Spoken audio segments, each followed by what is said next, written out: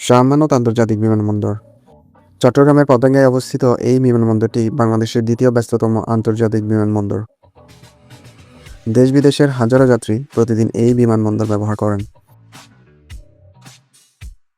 এই বিমানবন্দরের ইতিহাসও বেশ পুরনো। 1940-এর দশকে দ্বিতীয় বিশ্বযুদ্ধের সময় এটি মূলত একটি সামরিক এয়ারফিল্ড হিসেবে নির্মিত হয়। পরে ধীরে ধীরে বেসামরিক বিমান চলাচল শুরু হয়।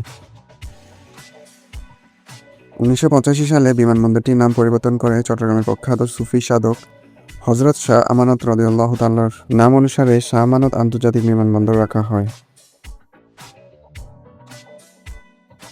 বর্তমানে এখান থেকে ঢাকা, কক্সবাজার সহ দেশের বিভিন্ন রুটে ফ্লাইট পরিচালিত হয়।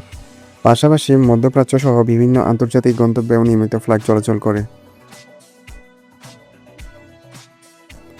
আমি যতটুকু সম্ভব পাবলিক এরিয়া থেকে আপনাদের জন্য কিছু সুন্দর দৃশ্য ধারণ করেছি।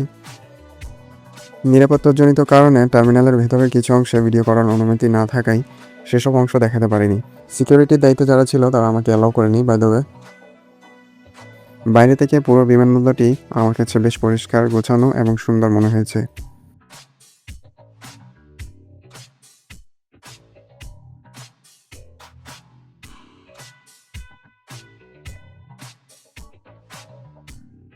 আর আপনি ফ্লাইওভার দিয়ে আসেন বা ফৌজদারহাট হয়ে পতেঙ্গা দিয়ে আসেন, মানে যেদিক দিয়ে আসেন না কেন, এয়ারপোর্টের রাস্তা আসলেই অনেক সুন্দর এবং উপভোগ করবেন। আপনাদের অনেক ভালো লাগবে রাস্তাটা দেখে।